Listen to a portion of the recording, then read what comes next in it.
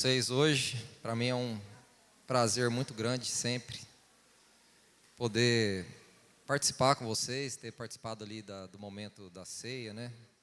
Comunhão ali no momento do café também, sempre para mim é um privilégio estar aqui e desfrutar dessa presença amorosa dos irmãos. Eu tenho trabalhado aqui nessas mensagens, essa é a terceira mensagem, né? Então, nas duas anteriores, a gente está explorando um pouquinho aqui a carta de Pedro, 2 Pedro, se vocês quiserem abrir ali, capítulo 1. Acho que vale a pena a gente reler esses versículos do 1 até o versículo 8. E aí vamos dar continuidade nesse estudo. Eu vou fazer uma breve revisão aqui para a gente relembrar, né? Muitos também não estavam presentes, né? Então, só para a gente pegar a ideia geral do que a gente tem conversado aqui e dar sequência nessa ideia, tá? Então vamos para a leitura, 2 Pedro, capítulo 1, versículo 1 em diante. Simão Pedro, servo e apóstolo de Jesus Cristo, aos que conosco alcançaram fé igualmente preciosa pela justiça do nosso Deus e Salvador Jesus Cristo. Graça e paz vos sejam multiplicadas pelo conhecimento de Deus e de Jesus nosso Senhor. Visto como seu divino poder nos deu tudo o que diz respeito à vida e piedade, pelo conhecimento daquele que nos chamou pela sua glória e virtude, pelas quais ele nos tem dado grandíssimas e preciosas promessas, para que por elas fiqueis participantes da natureza divina, havendo escapado da corrupção, que pela concupiscência há no mundo. E vós também, pondo nisso mesmo toda diligência, acrescentai à vossa fé a virtude, e a virtude a ciência, e a ciência a temperança, e a temperança paciência, e a paciência a piedade, e a piedade o amor fraternal, e o amor fraternal a caridade. Porque se em vós houver e abundarem essas coisas, não vos deixarão ociosos nem estéreis no conhecimento do nosso Senhor Jesus Cristo. Vamos orar mais uma vez, pedindo a orientação de Deus. Amado Pai, amado Deus, nós te agradecemos pela Tua palavra. Obrigado porque o Senhor nos deu a Tua palavra e podemos agora pensar a respeito dessas coisas. Que o Senhor fale conosco, que o Senhor fale aos nossos corações nessa manhã, ó Pai, em nome de Jesus, amém. Então, na primeira mensagem que a gente explorou esse texto aqui, a gente viu que Pedro aqui, ele dá um caminho, né? Ele vai falando de vários aspectos da vida cristã que a gente deve acrescentar à nossa fé, né? A fé, você acrescenta a virtude o conhecimento, ao conhecimento o domínio próprio, e assim por diante, até que ele chega no ápice desse processo, que é o que ele chama aqui do amor, né? Da caridade, né? Que é esse último, tem o amor fraternal primeiro, e depois ele aqui é traduzido como a caridade, que é basicamente o amor de Deus, né? Aquele amor que Deus tem por nós. Então a gente vem explorando essa linha aqui, né? Na última mensagem a gente falou sobre a fé, que é o começo de tudo, né? Ele fala, acrescente a fé. Então a fé, ele parte da premissa, ele parte da suposição de que ele está falando com pessoas que têm fé aqui. Tanto que ele começa falando no versículo 1, aos que conosco alcançaram fé igualmente preciosa. Então ele direciona a carta para pessoas que têm fé, para pessoas que já tiveram essa experiência de fé, né? Nós exploramos um pouco essa questão da fé na aula anterior, né? Desculpa falando aula, mas é uma aula, né, de certa forma. É mal do professor, né? Bom, o que nós vimos na aula anterior? Que a fé, ela essencialmente, eu tentei definir fé, algo não muito trivial, né? Apesar de que a própria Bíblia faz isso lá em Hebreus 11, mas nós conseguimos meio que sintetizar a ideia de que a fé, ela tem a ver, ou ela é uma mudança de perspectiva. É quando você deixa de olhar para as coisas terrenas e passageiras e passa a olhar para o eterno, para o espiritual. E nós vimos também que isso deve mudar o nosso modo de viver, porque se você muda a sua perspectiva, se você muda a sua forma de ver as coisas, se a sua forma de ver as coisas agora ela tem a ver com coisas eternas e espirituais, então isso deveria mudar o seu comportamento, porque a fé ela é uma espécie de sentido. Você começa a ter a sensibilidade de coisas que você não tinha antes, e suas ações elas são direcionadas pelos seus sentidos, por aquilo que você percebe. E a fé ela é uma percepção da realidade eterna e espiritual. Então isso deve moldar a sua vida, a forma como a gente vive. Quando a gente se converte, quando a gente tem fé, quando a gente deposita fé em Deus, é o momento inicial onde essa perspectiva essa chavinha é mudada. Mas só que a fé não se restringe a isso. A fé ela está em toda a caminhada cristã. Nós precisamos exercer fé diariamente. Muitas vezes nossa fé é enfraquecida e nós precisamos buscar a Deus e pedir para Ele aumentar a nossa fé, né, para que a gente consiga viver de fé em fé, né, que a gente consiga viver essa caminhada de fato olhando para a realidade espiritual. O John falou hoje de manhã aqui, né, que nós somos peregrinos aqui nesse mundo, né? Viver em fé é viver como um peregrino, é viver olhando não para essa realidade aqui, mas para a realidade eterna, né? Muitas vezes falhamos nisso, muitas vezes nos falta fé e vivemos muito mais preocupados com as questões dessa vida do que com o eterno. Muitas vezes nossas atitudes são moldadas muito mais pelas preocupações do dia a dia, por aquilo que a gente tem que comer, de vestir, né, ou por outros problemas. Mas nós temos que estar cientes que nós temos a fé e que a gente deve mudar essa perspectiva, que a gente deve mudar as nossas atitudes, elas devem ser de fato moldadas não por essas coisas que nós vemos, né, mas por aquilo que não vemos, como Paulo diz em uma das referências que nós utilizamos na aula anterior. Hoje nós vamos explorar então o segundo ponto aqui, porque no versículo 5 ele diz: e vós também, pondo nisso toda diligência, acrescentai à vossa fé a virtude. Então o segundo ponto, uma vez que nós entendemos isso, uma vez que nós entendemos que devemos viver olhando para a eternidade, nós temos que acrescentar nessa carreira cristã, nessa vida cristã, a virtude. Vamos tentar entender o que é essa virtude, como que isso deve funcionar na nossa vida, tá? Mas antes da gente entrar aqui na virtude, vocês devem se lembrar, ou quem não estava aqui, eu vou trazer de volta essa ideia de que tudo isso que nós estamos buscando aqui, né, tudo isso que nós devemos acrescentar com diligência à nossa vida, tem um propósito final, tem um porquê de tudo isso, e esse porquê está lá no versículo 8, ele diz: porque se em vós houver e abundarem essas coisas, não vos deixarão ociosos nem estéreis no conhecimento do nosso Senhor Jesus Cristo. Ou em algumas traduções, no pleno conhecimento do nosso Senhor Jesus Cristo. Esse é o grande objetivo. É por isso que nós queremos trilhar essa caminhada aqui. É porque nós queremos alcançar esse pleno conhecimento. E quando a gente falou sobre isso, quando nós falamos a respeito dessa questão do pleno conhecimento de Cristo, nós vimos que tem uma palavra especial aqui que Pedro usa para se referir a esse conhecimento, diferente inclusive da palavra que aparece no versículo 5. Logo depois de virtude, ele fala que a gente tem que acrescentar a ciência ou conhecimento. São palavras diferentes que ele usa aqui. Essa palavra que ele usa aqui é epignosis, né? Quando ele se refere a conhecimento, é gnosis. Aqui nesse versículo 8 é epignosis, né? E nós discutimos isso aqui e chegamos à conclusão do quê? Que essa epignosis ela tem muito mais a ver com um conhecimento relacional com Cristo do que com um conhecimento teórico e intelectual. Tem a ver com uma vida com Cristo, né? Tem a ver com aquele conhecer que você fala: eu conheço o meu cônjuge, eu conheço os meus filhos, porque eu convivo com eles, porque eles fazem parte da minha vida. Não é porque eu li um relatório psiquiátrico ou psicológico do meu filho, ou algo desse tipo, ou do meu cônjuge. Eu conheço porque eu estou ali com ele, porque eu sinto a presença dele, porque eu convivo com ele. É esse tipo de relacionamento que a gente busca com Cristo. É lá que a gente quer chegar.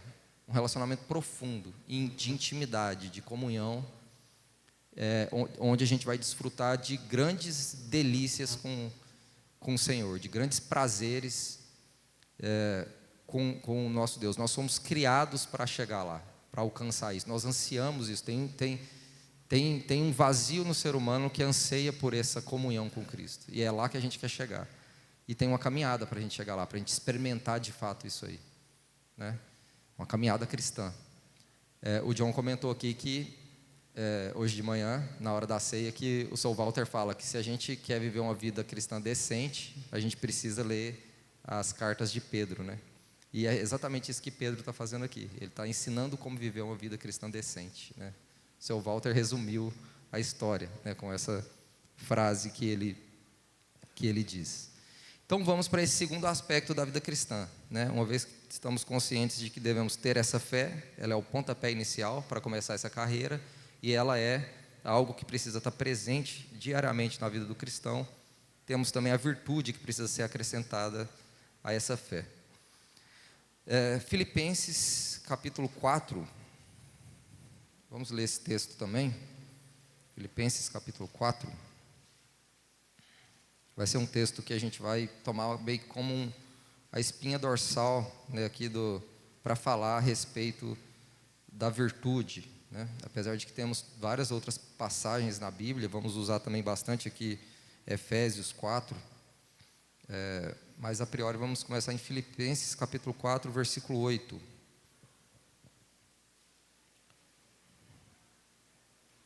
Quanto ao mais, irmãos, tudo que é verdadeiro, tudo que é honesto, tudo que é justo, tudo que é puro, tudo que é amável, tudo que é de boa fama, se há alguma virtude, se há algum louvor, nisso pensai. Esse termo que é usado ali em 2 Pedro, ele também aparece aqui quando ele fala se há alguma virtude, né? Na verdade é um termo, eu fiquei impressionado quando eu fui pesquisar. Ele é um termo que aparece muito pouco na Bíblia. Eu achava que virtude ia aparecer muito mais na Bíblia, esse termo, virtude, né? Pelo menos no Novo Testamento, ele aparece apenas 4 vezes. O mesmo termo, a mesma palavra, né? Quando a gente pesquisa pela mesma palavra, ela aparece 4 vezes apenas no Novo Testamento. Um é lá em 2 Pedro, aquele versículo 5. Outra é aqui em Filipenses 4 e 8. Tem uma outra que aparece também lá em 2 Pedro, logo antes, quando ele está falando da virtude com relação a Deus, no versículo 3, versículo 3 de 2 Pedro, ele fala: visto com o seu divino poder, deu tudo que diz respeito à vida e à piedade, pelo conhecimento daquele que nos chamou pela sua glória e virtude, falando da virtude de Deus aqui, né? E tem uma quarta passagem que fica em 1 Pedro 2 e 9. Vamos ler essa passagem também, só para a gente fechar essa questão. 1 Pedro, capítulo 2, versículo 9.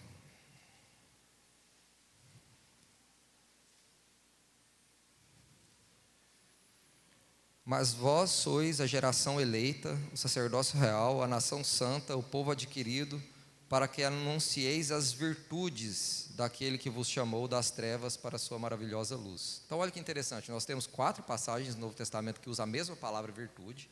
2 delas falam com relação à virtude de Deus, uma delas é de 1 Pedro 3, 2 e 9, a outra de 2 Pedro, no versículo um pouco antes aí do que a gente está utilizando, que é o versículo 3. Ambas falam com relação à virtude de Deus, né? Lá fala pela virtude de Deus, aqui fala de anunciar as virtudes de Deus, né? E as outras 2 passagens falam com respeito à virtude do homem, que é a passagem que a gente acabou de ler de Filipenses 4 e 8, e a passagem de 2 Pedro, versículo 5, que fala que a gente deve acrescentar a nossa fé à virtude, né? Então, 2 delas estão falando com relação às virtudes de Deus, 2 delas falando com relação à virtude que o homem deve ter, né? E interessante aqui que, na verdade, se a gente for parar para refletir um pouco sobre isso, a virtude que nós devemos acrescentar a nós tem tudo a ver com a virtude de Deus, né? As características virtuosas que se espera dos homens são as características virtuosas que nós vemos em Deus, né? Por exemplo, como lemos aqui em Filipenses, ser verdadeiro, ser justo, né? Ser de boa fama, né? Ser todas essas características de virtude, elas vêm, na verdade, a fonte dessas características é o próprio Deus, né? A gente deve se lembrar que nós somos criados à imagem e semelhança de Deus. Deus nos criou para sermos virtuosos como Ele é virtuoso, né? No entanto, o pecado, ele contaminou, né? Ele distorceu todas essas características virtuosas que nós somos criados para praticar, né? Nós somos criados para ter, assim como Deus tem. Isso tem a ver com a imagem de Deus em nós. As virtudes que se espera de nós são exatamente virtudes que vêm do próprio Deus, porque nós somos criados à imagem e semelhança de Deus. Esse é o ponto que eu queria destacar aqui. E a Bíblia, ela faz essa questão bem interessante, né? Que quando ela fala da virtude, ela fala 2 vezes de Deus, 2 vezes do homem, aqui nesse contexto específico do Novo Testamento, né? Então, nós podemos meio que sustentar um pouco melhor essa ideia que eu estou trazendo aqui com algumas outras referências. Eu vou pegar 2 delas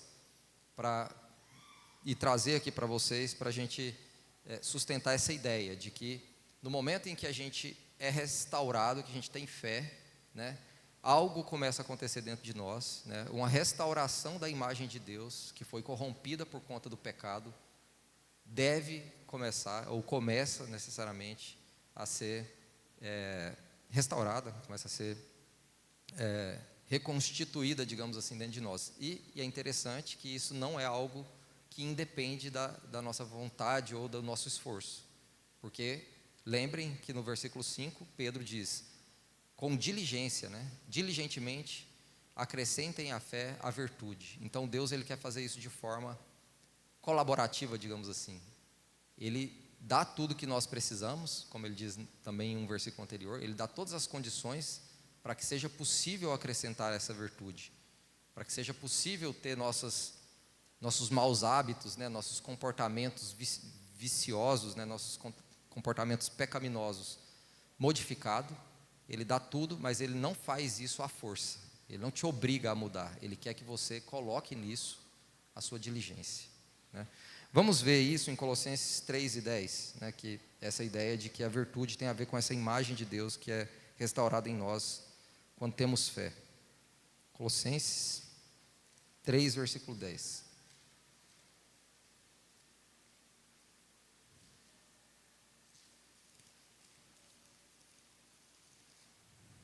Colossenses capítulo 3, versículo 10.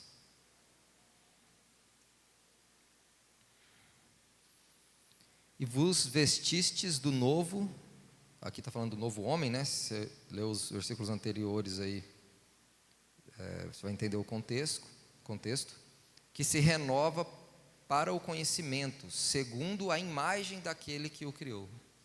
Então, quando a gente se converte, quando a gente tem fé, nós somos revestidos, nós somos vestidos do novo homem, desse novo homem. E o que ele afirma aqui no versículo 10? Segundo a imagem daquele que o criou. Então, esse revestimento do novo homem tem a ver com a imagem daquele que nos criou a sua imagem, mas que imagem essa que foi perdida, que foi contaminada por causa do pecado. Então, há uma restauração da condição de ser a imagem de Deus aqui, uma restauração progressiva. Quem dera, né, isso fosse imediato, né, a gente se converte e de repente a gente fica perfeito aqui, né, mas não é isso que acontece. Mas a gente tem esse potencial dentro de nós. Deus coloca esse novo homem dentro de nós para que sejamos restaurados. Vamos ver isso também em Efésios 4. Podia ter lido Efésios 4 primeiro, que vocês já estavam lá, né, só para ficar folheando a Bíblia aí. Efésios 4, versículo 24, ele diz: e vos revistais do novo homem, que segundo Deus é criado em verdadeira justiça e santidade. Aí ele continua falando, vamos ler esses outros versículos mais para frente, entre o 24 e o 5 e 1. Vamos pular para o 5 e 1 agora, só para a gente entender isso. Sede, pois, imitadores de Deus como filhos amados. Então ele fala do revestimento do novo homem, no versículo 24, e no versículos 5 e 1, né, ele fala de sermos imitadores de Deus, sermos a imagem de Deus, fazermos como Deus faz, agirmos como Deus age. Então veja que essas duas coisas estão, de certo modo, correlacionadas. Uma vez que você é revestido do novo homem, você também tem uma restauração dessa imagem de Deus em você, né? Então essas virtudes, elas são a manifestação do novo homem, na verdade, né? A forma como esse novo homem se manifesta, né? Que é agindo conforme a imagem de Deus, agindo do jeito que Deus age, do jeito que Deus é, né? Na nossa vida prática, né? Diária.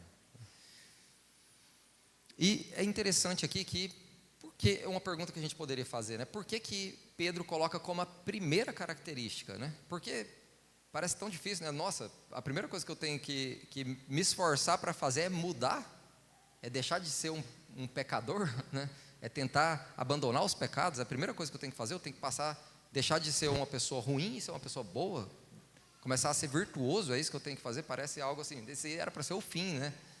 De tudo. Mas por que Pedro coloca como o primeiro passo de todos? Você teve fé, você começou a ver as coisas de uma perspectiva eterna e espiritual, agora acrescente a virtude. Por que a virtude primeiro? Eu acho que uma possível resposta para isso, talvez tenha outras também, é que a presença do pecado, né, a ausência da virtude, ela é uma barreira para o crescimento espiritual. Deus, ele não se agrada de uma vida pecaminosa, de uma vida não virtuosa. Isso interrompe o processo, isso trava o processo, né? Aqui em Efésios, inclusive, a gente já vê isso. Agora eu acho que vale a pena a gente ler todo esse contexto aqui do versículo 24 até o 1, só para a gente entender isso. E vos revistais do novo homem, que segundo Deus é criado em verdadeira justiça e santidade. Por isso deixai a mentira e falai a verdade, cada um com o seu próximo, porque somos membros de um dos outros. Irai-vos e não pequeis, não se ponha o sol sobre a vossa ira. Não deis lugar ao diabo. Aquele que furtava, não furte mais, antes trabalhe, fazendo com as mãos o que é bom, para que tenha o que repartir com os que tiverem necessidade. Não saia da vossa boca nenhuma palavra torpe, mas só a que for boa para promover a edificação, para que dê graça aos que a ouvem. E não entristeçais o Espírito Santo de Deus, no qual estáis selados para o dia da redenção. Toda amargura, a ira, a cólera, a gritaria, a blasfêmia e toda malícia sejam tiradas dentre vós. Antes, sede uns para com os outros benignos, misericordiosos, perdoando-vos uns aos outros, como também Deus vos perdoou em Cristo. Sede, pois, imitadores de Deus como filhos amados. Versículo 1 do capítulo 5. Então aqui ele descreve várias virtudes, né, várias coisas que o novo crente deve abandonar, né? E é interessante que no versículo 30 ele fala assim: e não entristeceis o Espírito, no qual estáis selados para o dia da redenção. Quando nós não adicionamos a virtude à fé, nós entristecemos o Espírito. Quando nós não abandonamos a mentira, quando nós não abandonamos as palavras torpes, quando nós continuamos a furtar, a roubar, quando nós continuamos nossos hábitos pecaminosos, nossas práticas pecaminosas, não passamos a nos esforçar para sermos virtuosos nas nossas condutas, isso entristece o Espírito que habita em nós. Esse revestimento do novo homem é exatamente o Espírito Santo passando a habitar em nós. Mas se ele habita em nós e nós não correspondemos a ele, ele se entristece, ele é abafado, né? Ele fica em segundo plano. Você dá lugar à sua carne ao invés de dar lugar ao Espírito. E a ação de Deus em você, ela fica limitada, ela fica restrita, né? Então nós temos que adicionar virtude para que o Espírito Santo tenha espaço na nossa vida. Esse é o primeiro passo para que o Espírito Santo tenha espaço de atuação. Temos que abandonar os nossos pecados, temos que abandonar os nossos hábitos pecaminosos, né? Para que assim o Espírito Santo tenha cada vez mais espaço e domínio e controle de todo o nosso ser, né? Um exemplo disso a gente vê também em 1 Pedro 3,7, quando ele está falando da relação do marido com a mulher. É um versículo interessante que ele deixa bem claro que uma conduta não piedosa, né, uma conduta não virtuosa, ela leva a... Desculpa, pessoal. Quem estava dormindo acordou aí agora, né? 1 Pedro 3:7. Alguém quer ler aí?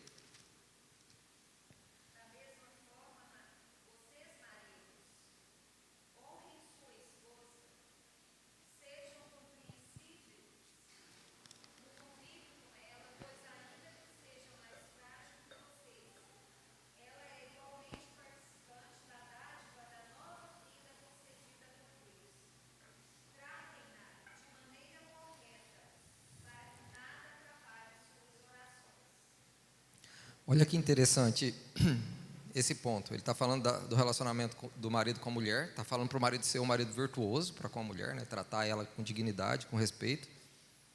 E aí o que ele conclui? Por que você tem que fazer isso?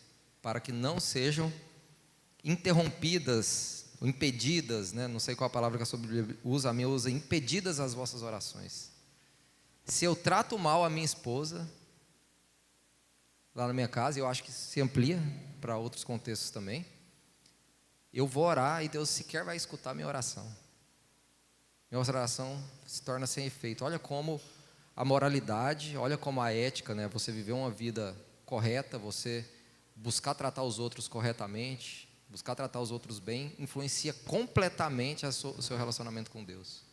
Ele sequer, suas orações são impedidas, porque você está vivendo desse jeito, né? Porque eu tratei mal a minha esposa, não restaurei ali a comunhão com ela, vou falar com Deus, minha oração está impedida, né? Então, não é à toa que Pedro coloca a virtude como o primeiro aspecto da vida cristã. Nós precisamos passar por uma transformação. Assim que temos fé, é claro que isso não é imediato, né? É claro que isso não é algo... Muitas vezes a gente vê em algumas pessoas acontecendo de uma forma até bem perceptível, né? Pessoas que tinham uma vida totalmente pervertida, de repente se converte e você vê uma mudança muito radical, né? Mas isso não é a regra, né? Muitas vezes a gente tem uma caminhada dura, né? Tem alguns pecados que a gente fica ali, né, lutando contra eles por muito tempo, mas a gente não pode parar de lutar. A gente não pode deixar de colocar a nossa diligência nisso, como Pedro fala aqui. Sempre temos que nos esforçar a abandonar esses pecados. A gente nunca pode se conformar com um pecado e falar assim, não, esse pecadinho aqui, eu vou manter ele aqui assim, tranquilo, por um tempo aí, né? Não vou me preocupar em abandonar ele não, porque esse aqui não dá para abandonar. Não, a gente tem que se esforçar para abandonar os nossos pecados, porque senão a nossa comunhão com Deus está comprometida. Vai ser possível a gente alcançar a epignosis, né? O pleno conhecimento de Jesus Cristo, se a gente parar nesse ponto aqui, se a gente não adicionar a virtude à nossa fé? Não, né? É progressivo de certa forma isso aí, apesar de, como a gente discutiu na aula anterior, né, a fé, por exemplo, ela é o primeiro passo, mas ela se mantém. A gente precisa continuar exercendo a fé na carreira cristã, né? A virtude é a mesma coisa, ela é o segundo passo, mas ela se mantém. A virtude, ela precisa estar presente ao longo de toda a caminhada cristã, né? Mas é uma condição necessária, né, para a gente alcançar esse conhecimento pleno de Jesus Cristo, né, essa comunhão completa com Cristo, né, esse prazer de sentir a presença de Jesus na sua vida, né, te conduzindo, te guiando pelo caminho, né. Então nós precisamos ter essa consciência da necessidade de exercermos essa virtude, né? Então é uma questão de ordem, né? É necessário que a gente primeiro se esforce para isso, para que a gente continue avançando nessa direção. Então vamos voltar para Filipenses 4, versículo 8, e vamos explorar um pouco dessa lista de virtudes que ele traz para a gente aqui. Vocês já devem ter percebido que seria impossível a gente esgotar, né, a lista de virtudes, né? São muitas virtudes, né, e cada um vai ter aí no seu íntimo qual a virtude que lhe falta, né? Qual a virtude que você está falho, que você precisa acrescentar, né? Não tem como eu vir aqui e falar dos pecados de cada um. Eu sei dos meus, né? Os meus estão muito claros aqui para mim. Enquanto eu estava estudando isso aqui, eu pensei, nossa, estou falhando nisso aqui. Essa virtude aqui eu ainda não me esforcei a ponto de suar um pouquinho de sangue aqui para abandonar esse pecado, né? E cada um precisa trazer a sua consciência, não a virtude que o outro precisa adicionar, mas a sua própria virtude, né? Aquela virtude que está faltando a você, enquanto nós pensamos sobre isso. Mas aqui em Filipenses, no capítulo 4, Paulo, que é Paulo, sim, Paulo está nos dando uma pequena lista, e depois ele generaliza ele expande essa lista falando essa palavra mais genérica, que é a palavra virtude. Ele usa uma outra palavra também, no versículo 8 aí, que se há alguma virtude, se há algum louvor, né? Coisas louváveis. Mas nós temos uma lista muito grande, né, que a gente poderia explorar aqui, e que seria impossível a gente fazer isso no tempo que a gente tem aqui, né? E é interessante que, se você observar aí no versículo, é bem essa a ideia, né? Vamos ler novamente com essa perspectiva, de que ele está trazendo uma listinha, e chega um momento que eu acho que ele mesmo percebe, não dá para eu falar de todas as virtudes, então ele amplia e fala uma palavra mais genérica que, em tese, inclui todas as virtudes.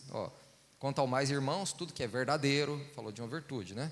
Tudo que é honesto, tudo que é justo, tudo que é puro, tudo que é amável, tudo que é de boa fama. Aí ele começa a generalizar. Se há alguma virtude, se há algum louvor, nisso pensai. Então, todas aquelas coisas que são boas, que a gente sabe no fundo que são boas, pensem nisso, né? Pensem em coisas boas. Por exemplo, essas que eu acabei de falar, né? Essas que Paulo acabou de falar. Verdade, né? Honestidade, justiça, amabilidade, né? Ser puro, né? Ter um coração puro, ter boa fama e etc, né? Vamos pensar então nessa lista. Eu acho que ele colocou essas virtudes por algum motivo, provavelmente as primeiras que vieram na cabeça dele, então tem um grau de importância aqui, essas virtudes, né? Mas tem outras também, além dessas aqui, e muitas delas também têm um sentido meio genérico também, como a gente vai pensar aqui, né? Primeiro, verdadeiro, né? Temos que ser verdadeiros, né? A gente acabou de ver lá, está em completo acordo com Efésios, né? No capítulo 4, a primeira coisa que ele diz, depois que ele fala sobre o revestimento do novo homem, deixai a mentira e falar a verdade, né? Então Paulo está de acordo com Paulo aqui, né? Ainda bem, né? Que ele está de acordo com ele mesmo. Então ele está falando, seja verdadeiro, né? Deixe a mentira e fale a verdade. Se você é um novo convertido, né? Ou não, se você já é um velho convertido, tem um fato que a gente precisa: abandonar a mentira. A mentira não tem nada a ver com o cristianismo, né? A mentira é algo totalmente desprezado pelo cristianismo, né? A ideia de verdade, ela é uma ideia central no evangelho e no cristianismo. O próprio Jesus diz que ele é o caminho, a verdade e a vida. Se associar a Cristo é se associar à verdade. E por outro lado, a gente sabe que a mentira, ela está completamente associada a Satanás. Ele é o pai da mentira, né? Não há nenhum tipo de possibilidade de uma vida cristã íntegra, reta, né, decente, como diz o Walter, né, cheia de mentira, vivendo mentiras, contando mentiras, vivendo em função da mentira. Isso não é possível, isso não tem nada a ver com o cristianismo, né? Quando nós pregamos o evangelho, nós estamos pregando a verdade. A verdade é algo certo, é algo eterno, é algo objetivo, é algo que tem correspondência na realidade, né? Sendo que, por outro lado, a mentira é algo confuso, é o caos, né? É a escuridão, a mentira. A mentira, ela não se sustenta, ela muda, né? Ela acaba, ela passa, né? Então olha só, como que nós cristãos que cremos no eterno, que temos os olhos mirados para a eternidade, vamos viver algo que é desse mundo, né? É algo que no máximo vai te servir para se dar bem aqui nessa vida, não vai te trazer nada de bom na eternidade. É algo que só traz obscuridade, que só traz engano, que só traz falsidade, né? Que só traz confusão. Nós não podemos nos associar à mentira. A mentira é algo que deve ser tirado completamente da nossa vida. E, curiosamente, pelo menos em Efésios e aqui em Filipenses, Paulo coloca a primeira coisa, né? Verdade, né? Abandonem a mentira e falem a verdade. A primeira coisa que ele fala no versículo 8 aqui, tudo que é verdadeiro, é a primeira virtude que ele fala. Então, se alguém ainda tem essa prática da mentira, tem que abandonar a mentira. É a primeira virtude aqui que nós somos convocados a abandonar, né? Ou a agregar, melhor dizendo, a verdade, agregar a verdade, né? Então, o nosso compromisso é com a verdade, né? Nós nos associamos com Cristo, que é a verdade, e devemos viver uma vida verdadeira, né? Talvez nem seja tão difícil assim para a maioria dos crentes abandonar a mentira, né? Essa mentira da qual eu estou falando, mas tem uma mentira que às vezes a gente é um pouco mais complicada, né? Que muitas vezes nós não somos honestos conosco mesmos. Muitas vezes mentimos para nós mesmos. Se vocês pararem para pensar um pouco nesse aspecto da mentira, muitas vezes tentamos nos convencer de que estamos sendo justos quando não estamos sendo justos, estamos nos enganando a nós mesmos, né? Esse olhar para dentro de si e ver se há algum engano, se há alguma falsidade em você, se você de fato tem sido alguém que você pensa que é, né? Ou que você se justifica dizendo, não, eu sou suficientemente bom aqui e tal. Isso aqui, esse detalhezinho aqui é o de menos. Acho que a gente precisa olhar para esse aspecto mais sutil da mentira também, né?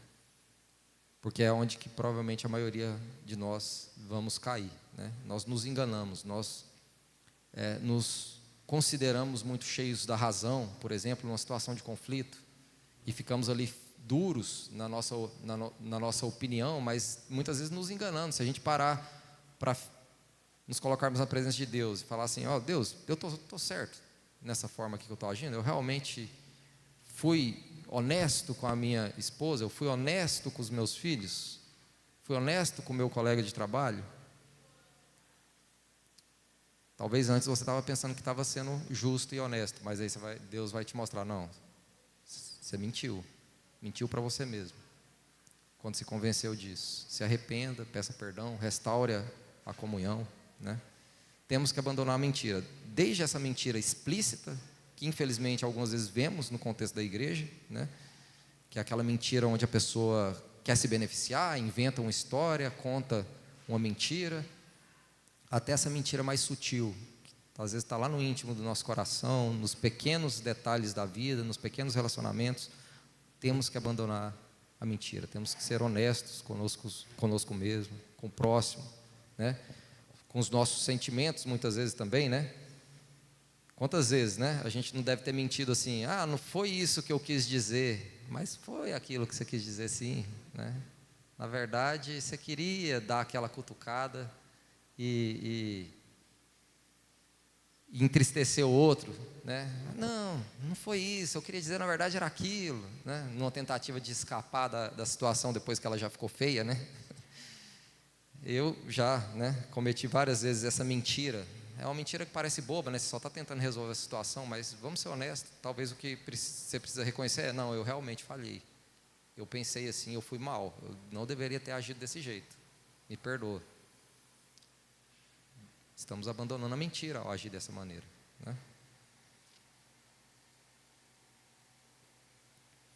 Sejamos então verdadeiros conosco e com o nosso próximo. O segundo aspecto aqui é a honestidade, né? Sejamos honestos, né? Interessante que lá em 1 Timóteo, se alguém puder abrir aí e ler em voz alta para a gente, 1 Timóteo 3:8, ele usa exatamente a mesma expressão para falar de honestidade com relação às características que um diácono deve ter. 1 Timóteo 3:8.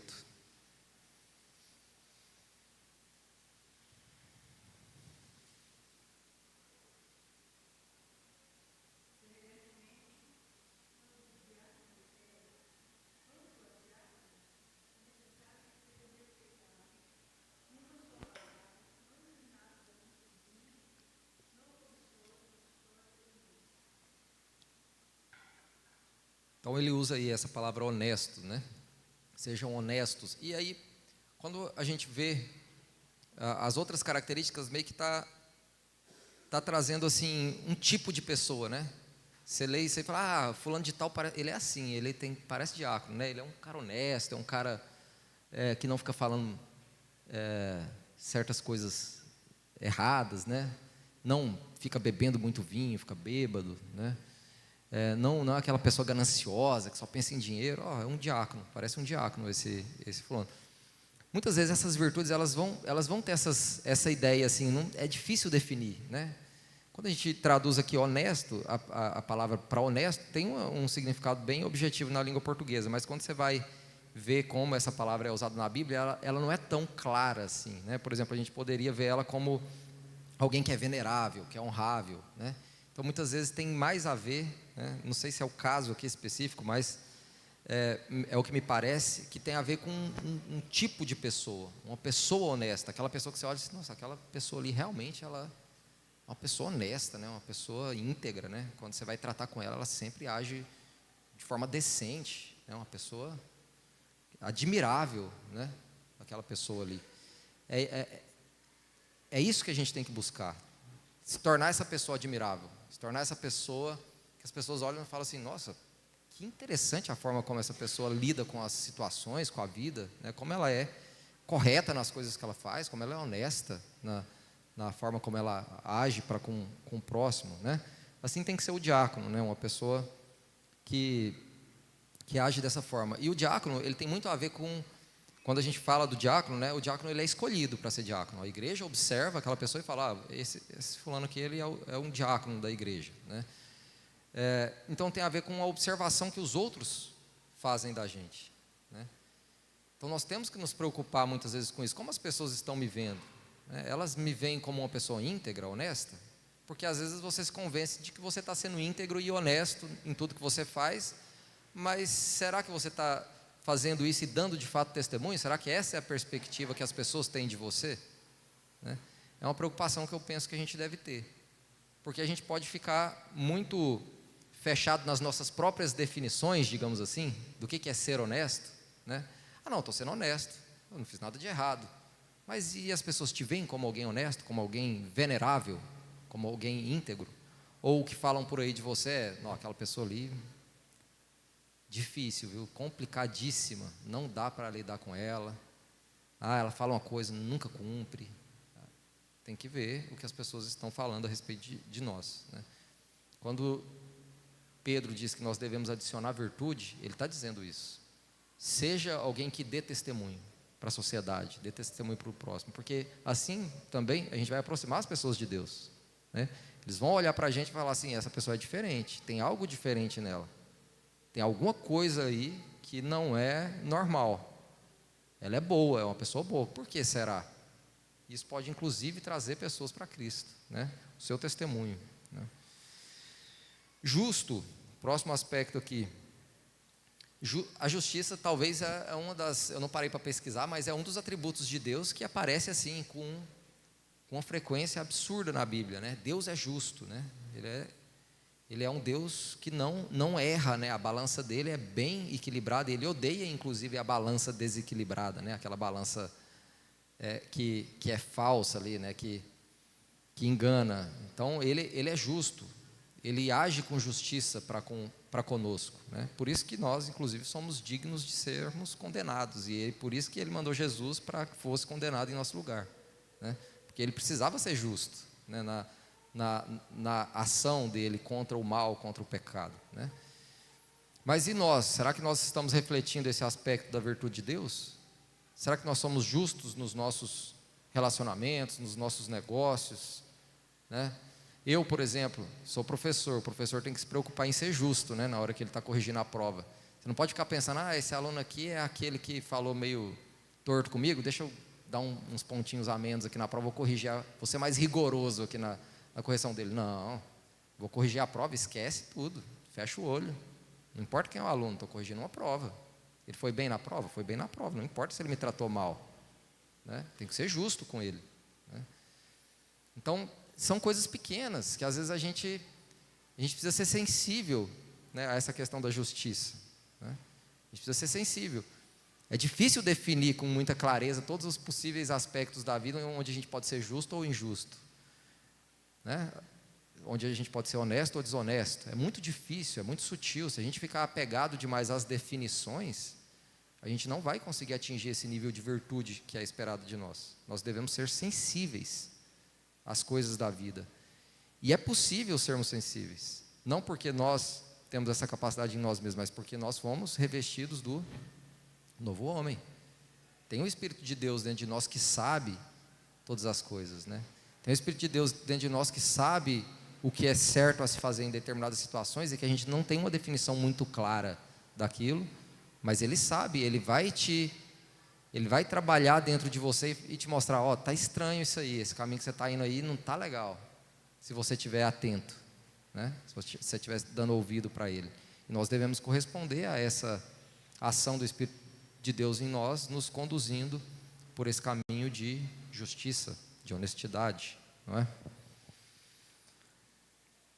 Devemos ser puros também, né? A gente poderia tentar definir essa pureza aí como um homem de caráter altamente moral, né? Uma pessoa que é moralmente puro, né? Um aspecto que tem muito a ver com pureza, e essa palavra é usada na Bíblia para se referir a isso, tem a ver com a pureza sexual, por exemplo, né? Devemos ser sexualmente puros, né? Você é casado, você deve ser, a sua vida sexual tem a ver com a sua esposa e só, nada mais, né?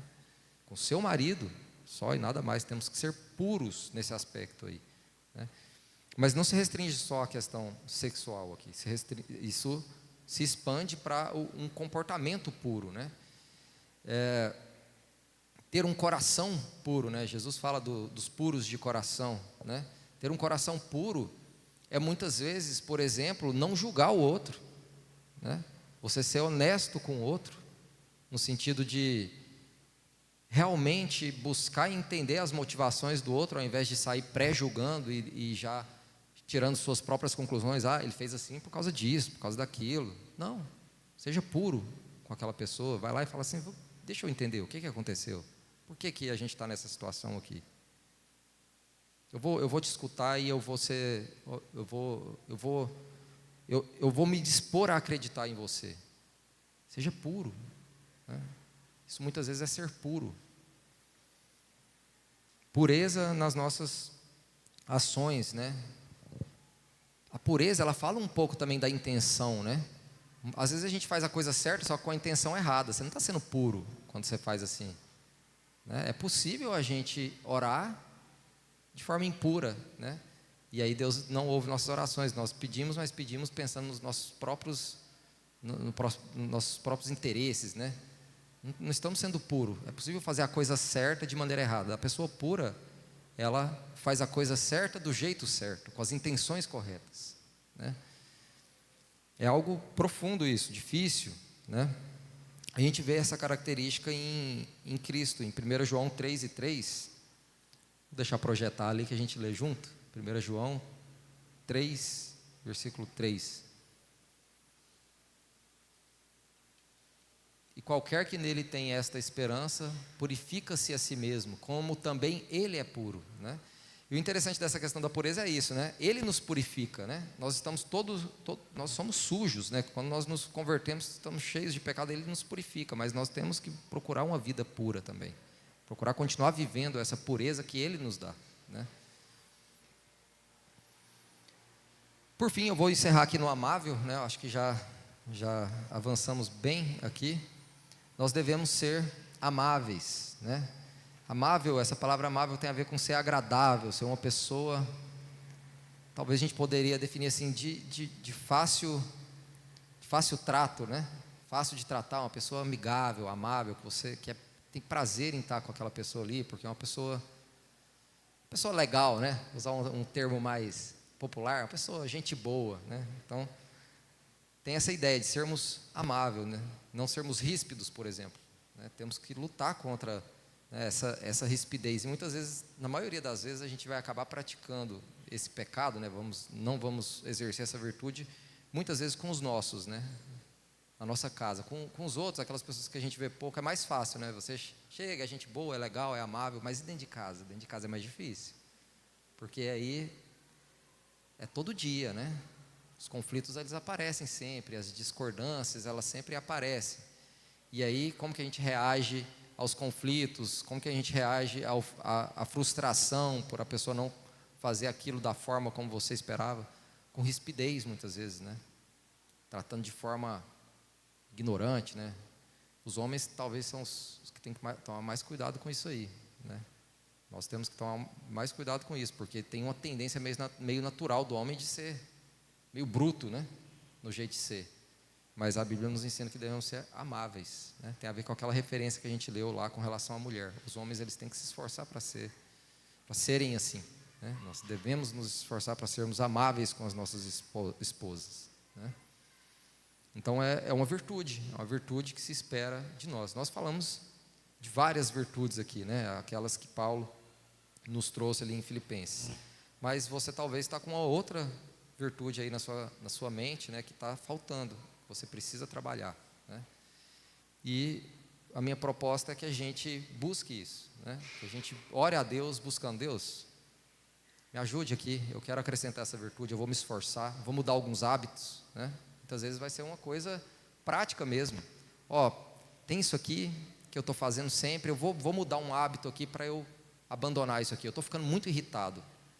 Não, então eu vou dormir um pouco melhor. Talvez isso vai resolver a minha irritação. Tem coisas que a gente vai resolver de maneira prática, assim, dormindo um pouco melhor, isso mesmo, né? Se você está ficando muito irritado, tira um cochilinho depois do almoço, talvez resolva o problema da irritação, entendeu? Então, isso é a nossa diligência, é o nosso esforço que Pedro propõe que a gente coloque nisso, né? E Deus, ele vai acrescentar, ele vai ser fiel. Ele está vendo que você está se esforçando para abandonar aquele pecado, para acrescentar uma virtude, um hábito virtuoso na sua vida, né? Nossa, faz um tempão que eu não consigo mais acordar cedo para ler a Bíblia. Eu estou falando de mim nesse caso aí. Né? Perdi aquele hábito virtuoso que estava muito bom, estava me fazendo. Se esforça, bota o relógio para despertar. Aí eu estou falando para dormir menos agora, né? Falei para dormir mais, agora eu estou falando para dormir menos. Eu não sei qual que é a sua situação aí, né? Eu sei das minhas.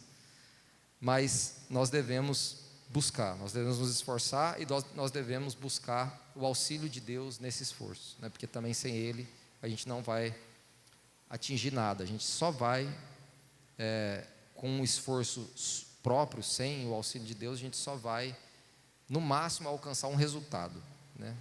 Mas a gente não vai alcançar a alegria de Deus naquilo, né? Deus, ele se agrada da fé, né? Como a gente falou na aula anterior. Ele não se agrada meramente das boas obras. Ele agrada da fé que gera as boas obras. Então a gente tem que esperar nele, a gente tem que olhar para ele e buscar viver essa vida virtuosa, né? Ao mesmo tempo com o nosso esforço também, né?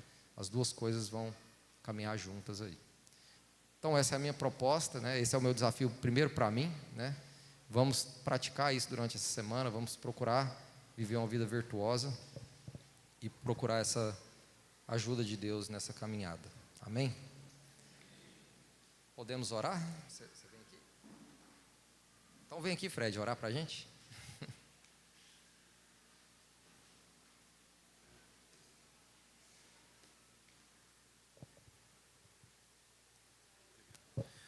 Só para, diante de tudo que o André falou, eu estava ali atrás projetando os versículos e achei interessante esse versículo, André, na nova tradução da linguagem de hoje.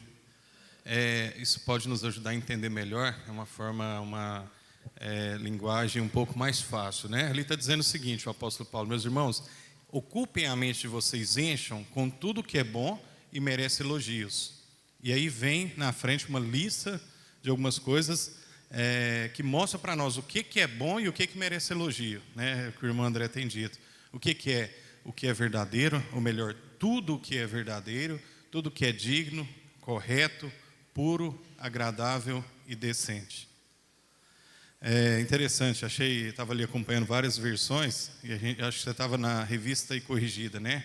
A sua versão. E ali no programa, ali no computador, tem várias versões, então eu estava acompanhando na nova versão internacional e tal. Estou dizendo isso porque, de repente, nos ajuda a entender aquilo que nós podemos viver, aquilo que nós podemos praticar e aquilo que agrada a Deus e o que Ele espera de nós, para nós vivermos essa vida virtuosa na presença de Deus, né? E uma sugestão, né, diante disso, vale a pena você ter mais de uma tradução, mais de uma versão, né, na sua casa. Escolhe aquela que vai te ajudar mais a entender, né? Eu estou tentando, né, esse ano fazer a leitura de forma cronológica, e a Bíblia que eu estou utilizando é na Nova Versão Internacional. Ajuda demais, demais mesmo, né? Então você pega aquela que você consegue entender melhor diversas passagens, às vezes expressões, né?